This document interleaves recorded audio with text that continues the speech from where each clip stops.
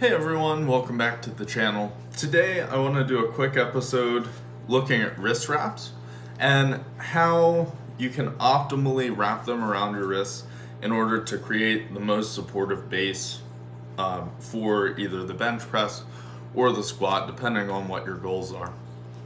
Alright, so here I have an SBD brand flexible 1 meter wrist wrap.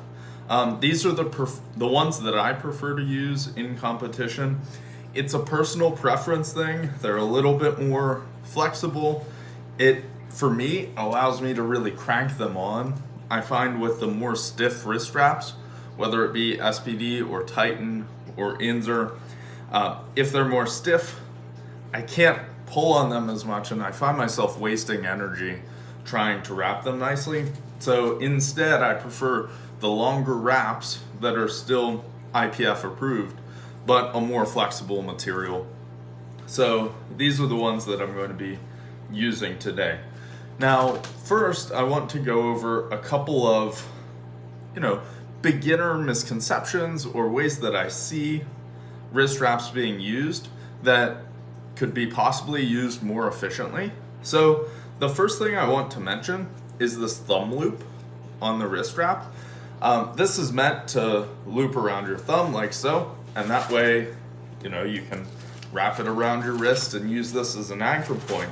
Now, in powerlifting, one of the rules is that the thumb loop cannot be on during the lift. So if I were to go out onto the platform like this, the referees would tell me, hey, you have to take this off before you commence the lift, which in this case, see, notice I struggle a little bit, right? That little bit of extra energy could be the difference on game day. And I really just don't like to have to mess with the thumb loop myself. The second thing is some wrist wraps, if we look at these, and I'll go ahead and take this off, right? Some wrist wraps have different thumb loops for different sides. And for me personally, if it's during a meet or even in the gym, I don't like to have to worry about which side I have for my wrist wrap. So instead of using the thumb loop, I prefer just to take my fingers and go ahead and hold on to the top of the wrist wrap like so. And what that does is it allows me to kind of create this nice solid wrap. Naturally, if you're closing your fingers, it's going to lock this muscle down anyway. So since I'm holding on to this like this, the wrap is going to really wrap these muscles in. And then once I'm finished, see, I don't have to worry about taking the thumb loop off. It's already like so, and it's a little bit more out of the way.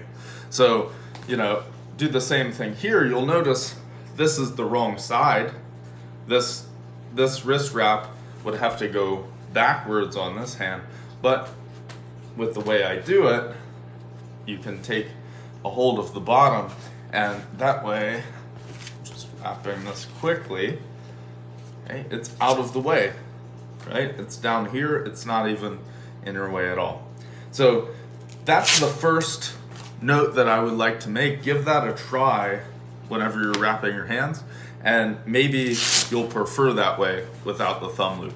Now, for the main thing that I actually wanted to talk about in this episode was actually where you're going to wrap your wrists in order to get the most support and how we're going to do this. Now, something I see a lot of newer lifters doing, and it makes sense because you think of your wrist, you think of this lower portion of your hand, and what people will do is you'll see them really wrap this around like the cuff of their hand. Right, look at this, okay? My actual wrist joint is probably about right here. So what happens is a lot of the support is actually below where the bend in my hand is. So whether I'm squatting or benching, there's not a ton of support actually supporting this hand to move. So what we're going to do is we're going to ever so slightly raise up where we wrap, and we're going to change the pattern of how we're wrapping our wrist to get a better support. So we're going to start the same way. Notice I'm going to start with a bit of an X. So I'm going down my wrist here, and then I'm going to come back up. And if I show that in the camera, see how that's kind of crossed over? And then with this third wrap, I'm going to run it straight across. So I've got like an X going on, and then anchors it in here. And then I'm going to really work my way up my wrist more, almost like a pyramid. So notice this has support further down, but it also comes up. My joint's probably here, right? Way less play in my wrist, and this will really support that perfect alignment for the bench press and for the squat. So I want to show that one more time just so that you can get a good look at it. I take the thumb loop like so. My first revolution is down. Second one is coming back up to kind of create this X. Then I bring it straight across to anchor that down. And I work my way up the wrist, just like so. Now, this way, instead of one layer here, we've got multiple layers working our way up to support the wrist. Just keep in mind, there are limitations as far as different federations on how far up the wrist you can go with your wrist wrap. I think that it's 2 inches, so this is probably getting close to as high as you can get. And then most federations, I think the rule is usually 8 inches down, so we've got plenty of room on the way down for this, so it shouldn't be a problem. And this gives me the most support, I found, right? So between not using the thumb loop and using that kind of X revolution, it gives me the most supportive wrist wrap.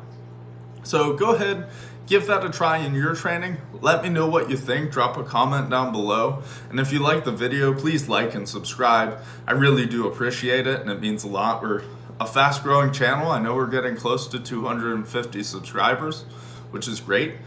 Be sure to check out my other stuff. And until next time, happy lifting.